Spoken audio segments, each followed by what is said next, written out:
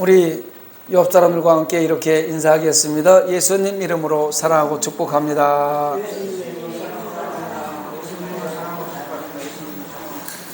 저도 여러분들을 예수님 이름으로 사랑하고 축복합니다.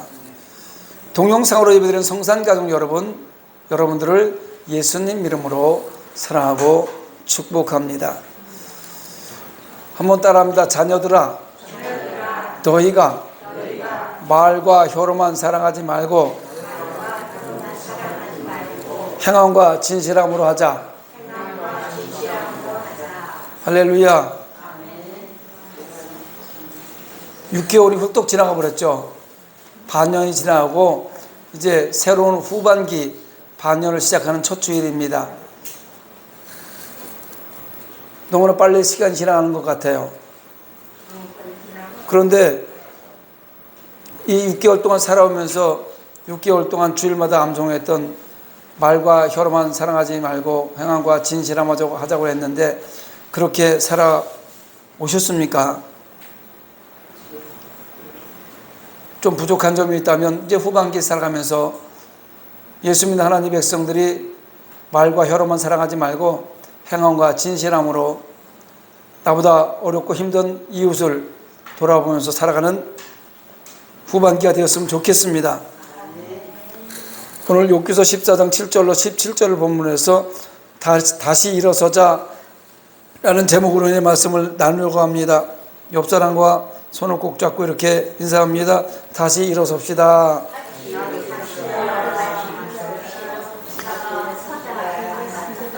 다시 일어서자는 얘기는 지금 넘어져 있거나 앉아 있거나 서 있지 못한 상태에 있을 때 우리 다시 일어서자 이런 이야기를 하는 것입니다.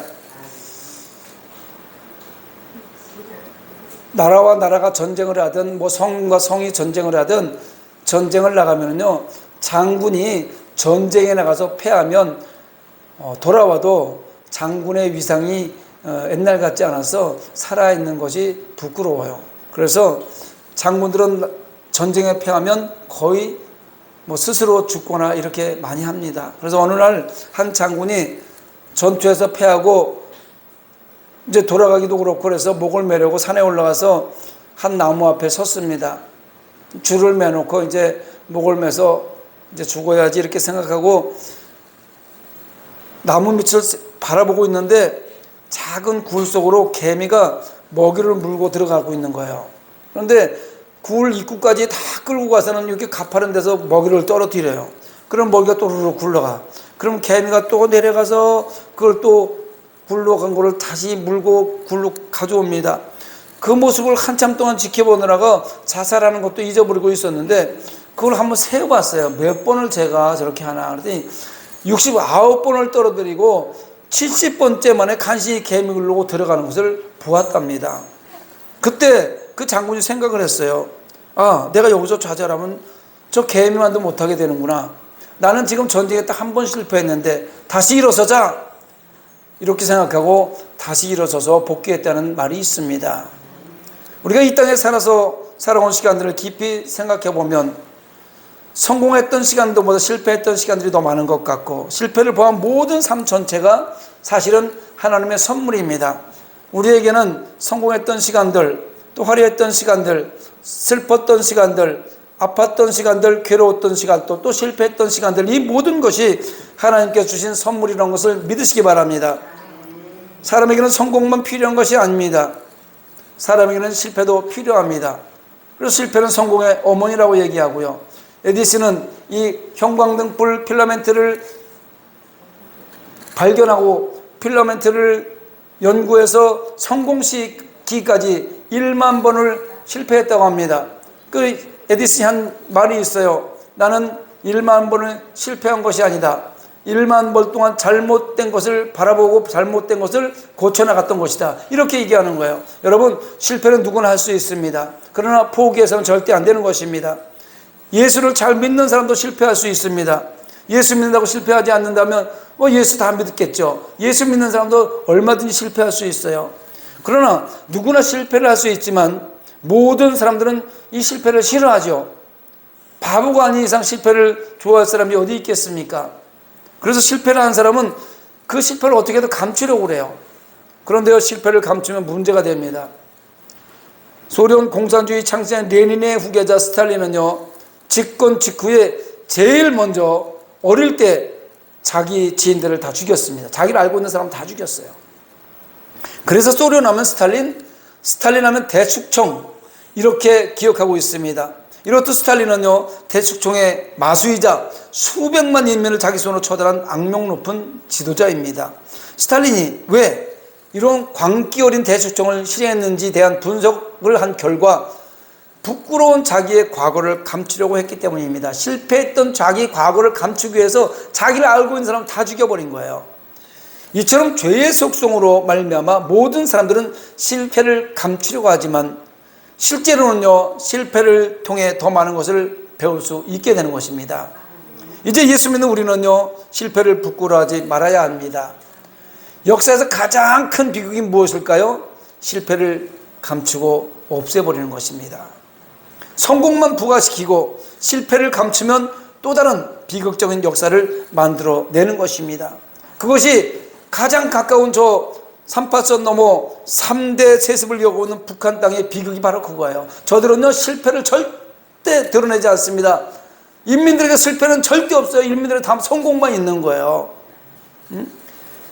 북한은 말할 것 없거든요. 이 땅에서도요, 정치인들, 경제인들, 군, 관, 경, 검할 거 없이 거미줄 얽히듯이 얽혀버린 비리를 감추고 숨기다 보니 사실은 선량한 우리 국민들만 이용당하고 사는 것이 현실입니다.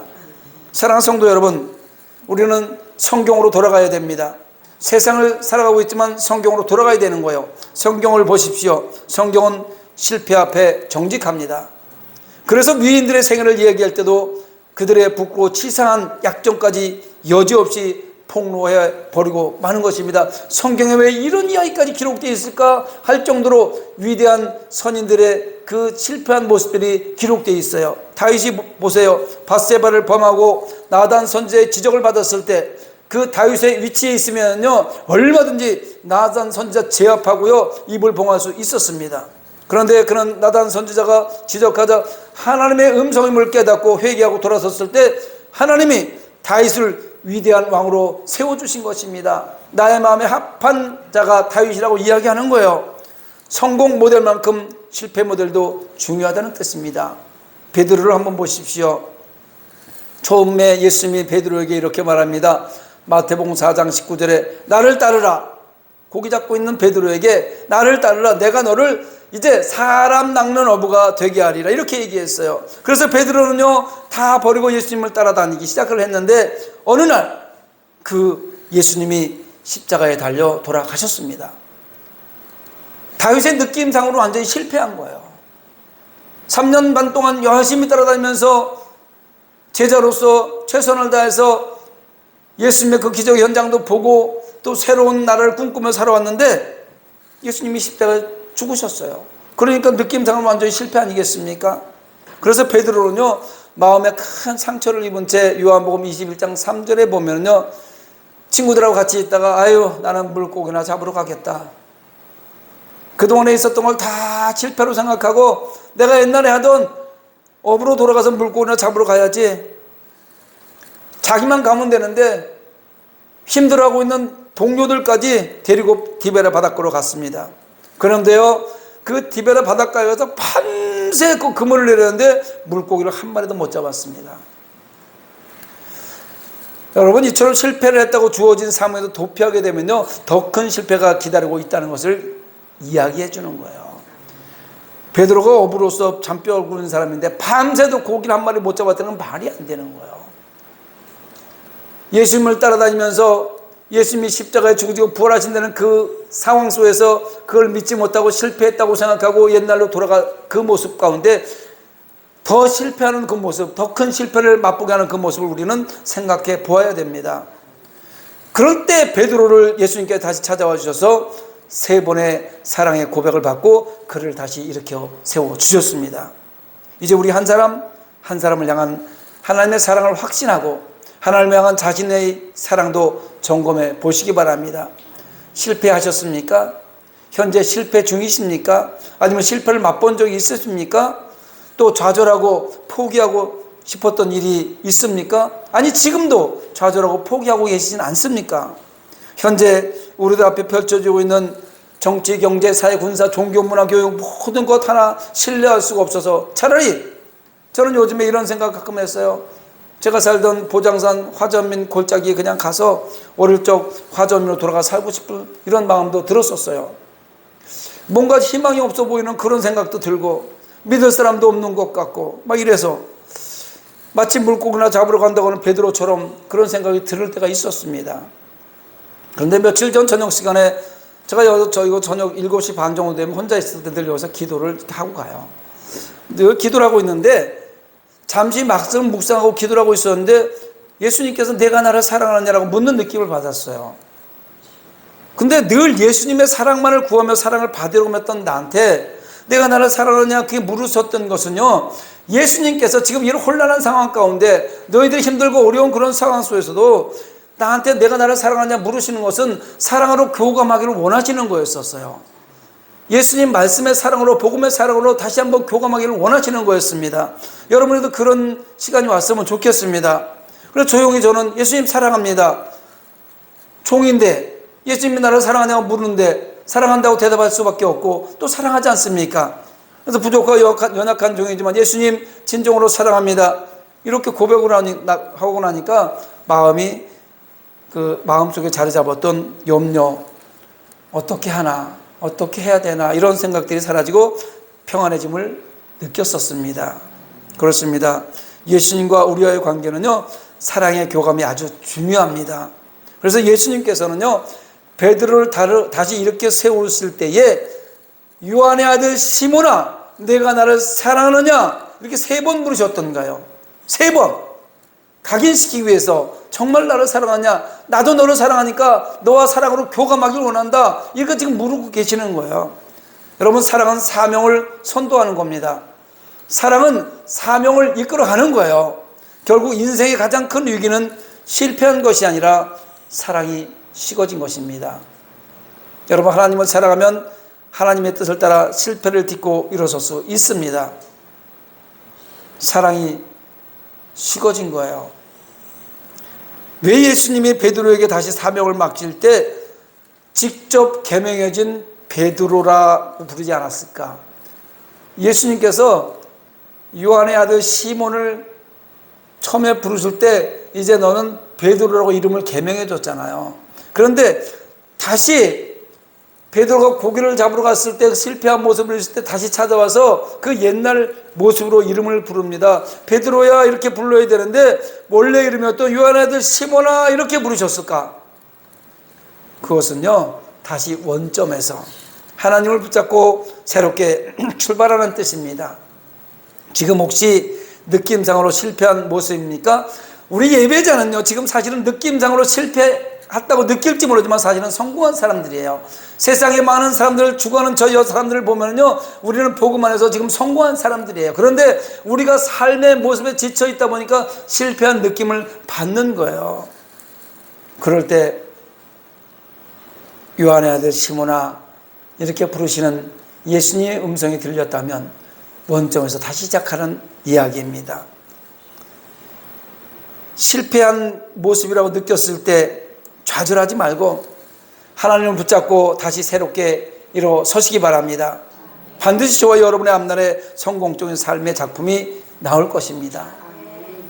오늘 본문 욥기 14장은요, 욥기서 중에서 가장 중요한 장 중에 하나입니다.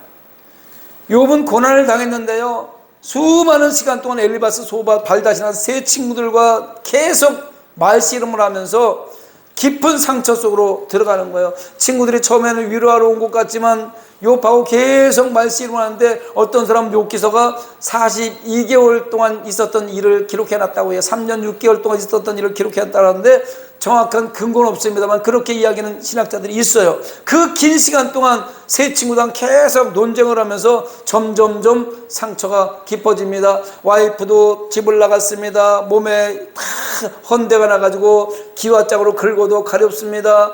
자녀들 아들 7, 세 딸 다 죽었습니다. 가지고 있던 소, 양, 가지고 있던 모든 재산이 다 날아갔습니다. 완전히 이제 실패한 모습인 것 같은데, 위로하러 온 것처럼 같은 그 친구들하고 오히려 네가 잘났니 내가 잘났니 논쟁을 하다 보니 얼마나 깊은 상처로 들어갔겠습니까?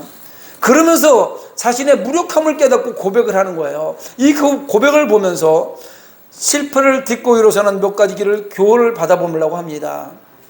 실패를 딛고 일어서면 어떻게 해야 할까? 첫 번째, 희망을 잃지 마시기 바랍니다. 옆 사람 손을 꼭 잡으면서 희망을 잃지 마세요, 이렇게 인사합니다. 희망을 잃지 마세요. 7절 한번 같이 읽어볼까요? 7절 시작. 나무는 희망이 있나니 찍힐지라도 다시 움이 나서 연한 가지가 끊이지 아니하며. 여러분 시골에 살아봐서 알겠지만 나무 밑둥을 이렇게 잘라놓으면요 죽은 것 같지만 그 다음에 또 싹이 나요. 이 가로수 정비하는 곳들도 보면요, 이 가로수 정비하다가 너무 커서 가로수 밑둥을 잘라놨는데 옆에서 움이 나는 걸 볼 수가 있어요. 이 말을 하고 있는 거예요. 왜 예수 믿는 그리스도인들에게 늘 희망이 있을까? 요업의 말처럼 나무 그루터기 다 그루터기만 남겨놓고 새로 다 잘렸어도 그 그루터기에서 움이 난다는 얘기예요. 그 움이 끊이지 않는다는 말입니다. 예수 믿는 사람들은 마찬가지예요. 복음을 놓지 않고만 있으면, 하나님의 말씀을 붙잡고만 있으면 내가 실패한 것 같고 죽은 것 같지만 다시 움이 난다는 얘기입니다. 찍힐지라도 그 그루터기에서 다시 싹이 나기 때문에 그렇습니다. 그러면서 살면서 찍히는 일을 당해도 너무 낙심하지 말고 오히려 불필요한 부분을 스스로 찍어내시기 바랍니다. 사실은요, 내 죄를 통해서 나를 찍어내리잖아요. 나에게 불필요한 것들이에요. 내 스스로 내가 생각해봐도요, 내가 불필요한 것들 너무 많아요. 나 스스로 잘라 버려내야 되는 겁니다. 고대 근동 지방에서는요, 포도나무나 무화과나무, 석류나무 등에서 오래된 나뭇가지를 자르고 건강한 새 가지 싹이 나오게 하는 법을 썼기 때문에 수확률을 높였어요. 더 좋은 열매를 수확했습니다. 지금도 마찬가지잖아요. 과일 농사 짓는 사람 어때요? 가을 되면 가지치기 하잖아요. 묵은 가지치기를 잘해야 봄에 새싹이 돋고 그 새싹에서 더 좋은 과일이 맺는 것입니다. 이처럼 찍혀버린 상황, 이 상황을 잘 승화시키면 더 좋은 열매를 더 많이 얻을 수 있다는 것을 잊지 마시기 바랍니다. 본문 8절 9절을 제가 읽어드립니다. 그 뿌리가 땅에서 늙고 줄기가 흙에서 죽을지라도 물 기운에 움이 돋고 가지가 뻗어서 새로 심은 것과 같거니와. 할렐루야. 나무가 고목이 되면은요, 뿌리가 땅에서 늙고 줄기가 흙에서 죽지만 물만 계속해서 제대로 공급이 되면은요, 새싹이 나고 가지가 뻗어서 새로 심은 것처럼 된다는 이 말이에요. 이 성경 말씀이 그 말입니다. 살다 보면 이런저런 탄식할 일이 생깁니다. 우리 지금 여기 평균 연령을 보면 엄청나잖아요. 아유, 교회 틀렸어. 젊은이도 하나도 없고 다 나이 먹은 사람들만 있어. 또 스스로 뭐라 그래요? 아유, 내가 이제 늙어서 뭘 하겠어. 나는 너무 늙었어. 이제 끝났어. 10년만 젊었으면 좋겠다. 이런 소리 해봐야 안 해봐요? 다 해요, 다 해. 그런데 그런 탄식이 나올 때 낙심하지 말고 아직도 살아나갈 시간이 있으니 찬란한 꿈을 꼭 품고 무엇인가를 새롭게 시작하십시오. 성경을 읽으라고 얘기하면 성경을 새롭게 읽는 도전을 한번 해보십시오. 벙어리만 계십니까? 새롭게 도전을 한번 해보십시오. 복음은 구원의 내비게이션입니다. 이 성경 말씀은요, 구원의 내비게이션이에요. 우리가 어디 갈 때 내비게이션 차에다 딱 틀으면 그 내비게이션만 잘 따라가면 간혹 유성이 잘 안 붙여서 실수할 때도 있지만 내비게이션만 잘 따라 목적지에 도착하잖아요. 이 복음은요, 하나님의 생명의 말씀은 구원의 내비게이션이에요. 이 말씀대로만 끝까지 포기하지 않고 실패할 수 있어요. 넘어질 수 있어요. 고통당할 수 있어요. 애통할 수 있고요. 아플 수도 있어요. 그러나 끝까지 이 복음만 붙잡고 가면은요, 결국은 목적지 구원에 이르게 되어 있는 것입니다. 이 복음은요, 또 목마른 사람들에게 갈증을 해결시키는 생명수입니다. 우리가 육신의 목이 마르면 물을 한 컵만 마시면 얼마나 갈증이 해소되고 좋습니까? 영혼의 목마를 때요, 이 복음의 이 한 페이지를 여러분이 마음속에 한번 확 느끼셔 보세요. 영혼의 갈증이 완전히 해소돼요. 아, 길이었었구나, 여기 있었구나, 내가 길을 잘못 들었구나, 이렇게 생각한단 말이에요. 이 생명수와 같은 하나님의 말씀만 제대로 공급되면요, 나이 먹어도 관계없어요. 그동안 실패했어도 관계없어요. 오히려 파릇파릇 돋고 결국에는 그 일로 말미암아서 생명의 열매, 복음의 열매, 영혼의 열매가 맺히게 되는 것입니다. 그러면 어떤 상황 속에서 절망하지 말고 늘 그래, 희망은 있다, 이렇게 외치시며 다시 일어서기 바랍니다. 따라합니다. 그래. 큰 소리로 그래. 희망은 있다. 그렇게 갖고 희망이 되겠어요? 큰 소리로 다시 한번 그래. 희망은 있다. 이렇게 외치시며 살아가시기 바랍니다. 두 번째로 실패를 딛고 일어서려면 간절히 기도하시기 바랍니다. 10절 11절에 장종이라도 죽으면 소멸되라니 인생이 숨을 거두면 그가 어디 있느냐, 물이 바다에서 줄어들고 강물이 잦아서 마름같이 라고 얘기합니다. 사람은 연약합니다. 원죄를 갖고 태어나기 때문에 세상의 방법으로는 천국을 들어갈 수 있는 희망이 없습니다. 우리의 노력으로, 우리의 아무리 많이 배운 지식으로, 우리의 경험으로 천국에 들어갈 수 있는 희망은 없습니다.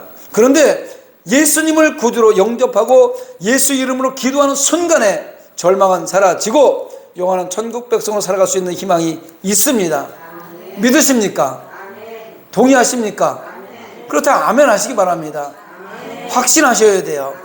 예수 이름으로 기도하는 그 순간에 나에게 찾아왔던 절망은 사라지고 영원한 천국 백성으로 희망을 갖고 살아갈 수 있다는 것입니다.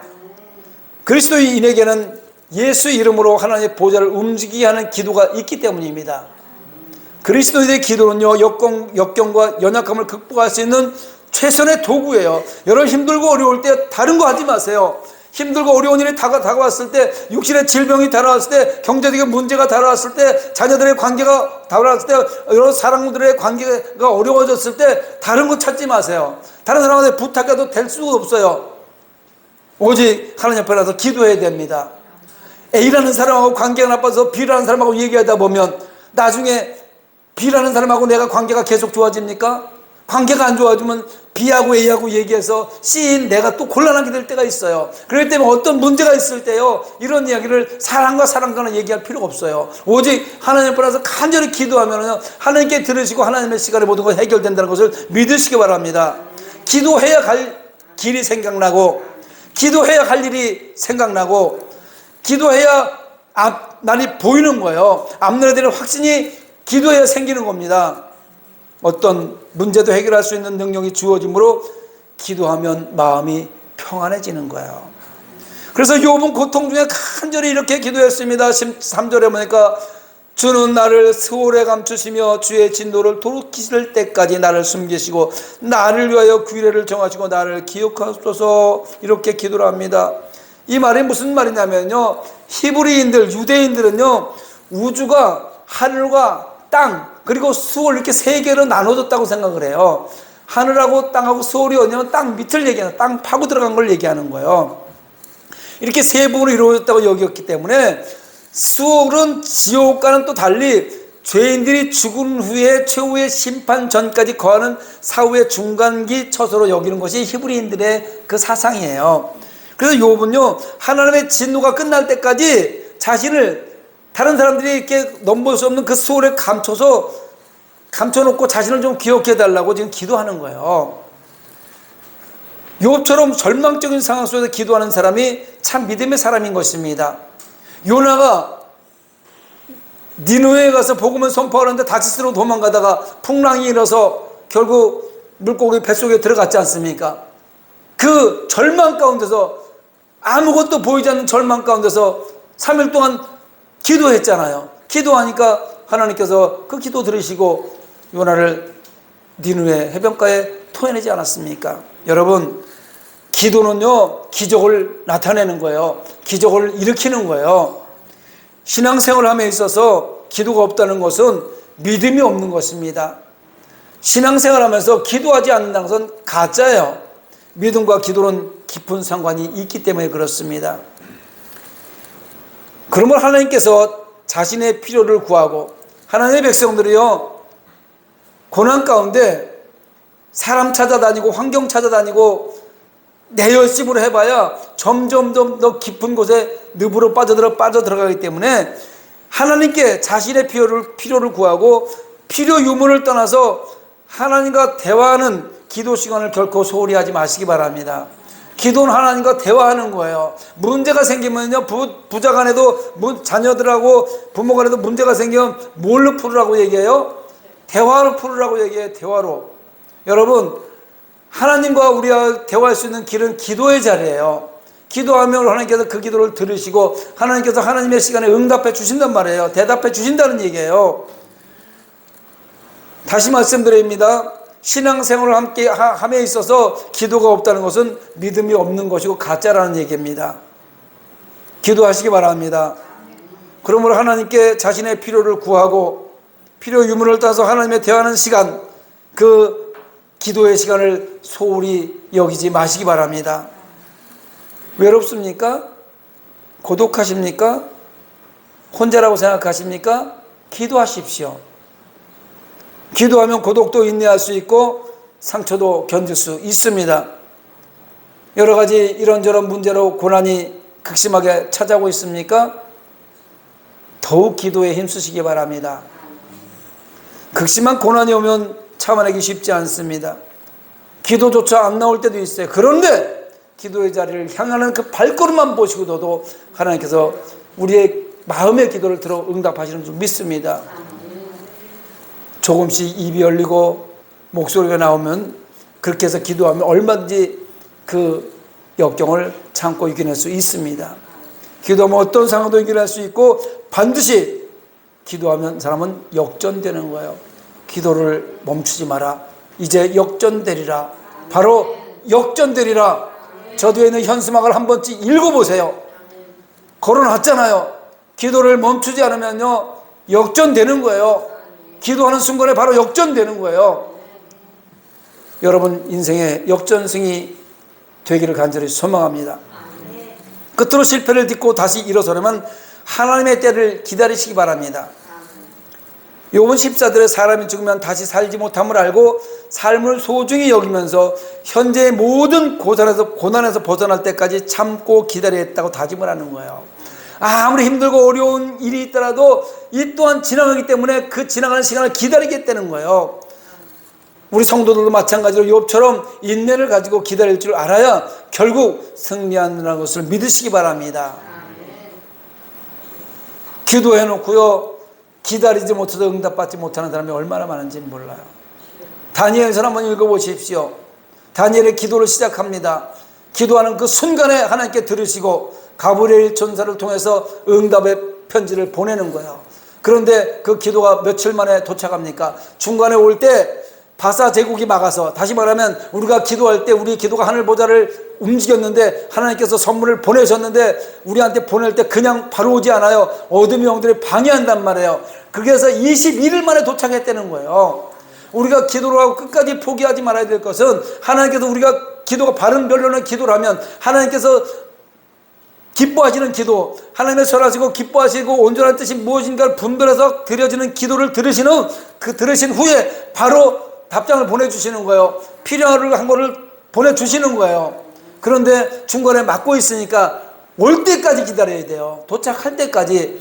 우리나라 사람들이 성질이 급해가지고요, 택배가 도착하기 전에 문장 안 놓고 가서 그냥 택배가 배달이 안 될 때가 얼마나 많아요. 요즘엔 문 앞에 갖다 놓고 가지만 옛날에는 전달 안 될 때가 얼마나 많은지 몰라요.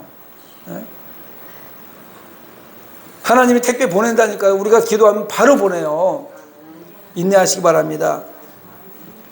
가끔 보면요, 인간관계나 공동체 생활을 처음에는 잘하다가 기다리지 못해도 나중에는 돌아설 때가 참 많습니다. 우리 목회자들 세계에서도요, 참 좋은 관계를 맺고 있다가 그거만 좀 기다려줘야 되는데 그걸 기다리지 못해서 관계가 나빠질 때가 참 많아요. 사람과 기다림을 쉽게 포기하면요, 악한 원수막의 흑암의 세력에 넘어지는 겁니다. 오래 참고 기다릴 줄 알아야 잘못과 실패에 대한 극복도 능력도 커지는 것입니다.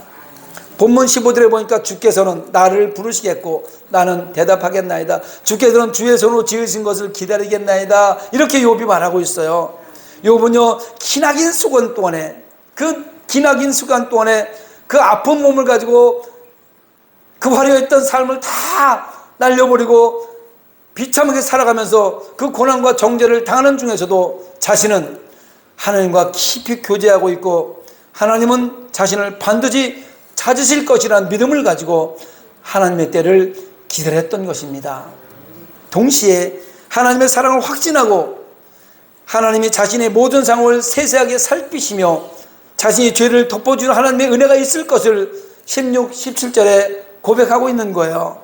이처럼 하나님의 사랑과 은혜를 확신하고 어떤 고난 중에도 낙심하거나 절망하지 말고 다시 일어서시기 바랍니다. 사랑하는 성도 여러분, 본문 7절, 11절, 14절에 보면 같은 단어가 반복해서 나옵니다. 다시라는 표현이 나와요. 다시라는 국어사전적 의미가 뭐냐면 이전 상태나 행동이 그쳤다가 이어지면서 새로이 또 이런 뜻이에요. 다시라는 국어사전적 의미는 이전 상태나 행동이 그쳤다가 이어지면서 새로이 또 이런 단어입니다. 욥의 고난 중에 다시라고 반복해서 말을 하는 것은요, 욥의 현재 상태가 사람들의 시선으로 판단해서 볼 때는 회복이 불가능해 보이지만 하나님의 은혜 안에서는 얼마든지 다시 일어날 수 있다는 암시예요. 그것을 알려주는 거예요. 하나님은 언제나 다시 기회를 주시기 때문에 하나님 안에서는 언제나 희망이 있는 것입니다. 그러므로 실패가 있어서도 하나님을 붙잡고 또 일어나 도전하시기 바랍니다.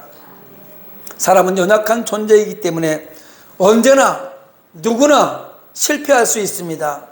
그 실패 가운데 머물러 있지 말고 다시 기회를 주시는 하나님을 향한 희망을 품고 끝까지 기도하며 하나님의 때를 기다리시기 바랍니다. 하나님의 시간이 오면, 하나님의 때가 되면 욥기서 42장 5절 6절에 욥이 이렇게 고백합니다. 내가 주께 대하여 귀로만 듣기만 하였사오나 이제는 눈으로 주를 배웁나이다. 그러므로 내가 스스로 거두어드리고 티끌과 재 가운데서 회개하나이다. 이런 고백이 이루어지는 것을 볼 수 있습니다. 귀로만 듣던 하나님을 눈으로 보는 순간에 회개가 되고 새 친구들과의 관계도 회복되어졌으며 결국 갑절의 축복을 받는 것으로 욥기서가 마무리되는 거예요. 여러분, 귀로만 듣던 하나님을 눈으로 배웠다는 이 이야기는 뭐냐면, 지금 여러분 여기서 설교 듣고 있잖아요. 여러분 여기서 설교를 듣고 있는데 귀로 듣는 거예요. 그래서 마음에 요동이 쳐가지고요, 내 삶에서 체험으로 나타나는 거예요. 이게 눈으로 보는 현상이란 말이에요. 하나님을 눈으로 본다는 것이 하나님 내 눈앞에 순애야 그러고 왜 순아 그러고 나타나는 게 아니라 하나님의 일을 감당하면서 고난 가운데 있었지만 인내하고 하나님의 뜻을 따라서 기다린 사람에게 하나님께서 반드시 다시 한번 기회를 주시는데 체험을 주는 거예요. 삶 가운데 예수님이 나와 동행한다는 체험을 느끼게 만드는 거예요. 이것을 하나님께서 다시 기회를 주신다는 겁니다. 저와 여러분에도 귀로만 듣던 하나님을 눈으로 뵐 수 있는 체험 신앙이 회복되므로 욥의 축복이 삶 가운데 이루어지기를 소망합니다. 다시 기회를 주신 하나님을 향한 희망을 품고 예수님 이름으로 기도하면서 인내하시기 바랍니다. 하나님의 때에 반드시 다시 일어서는 역사가 나타나기를 예수님 이름으로 축원합니다. 말씀을 생각하면서 찬양하고 기도하도록 하겠습니다.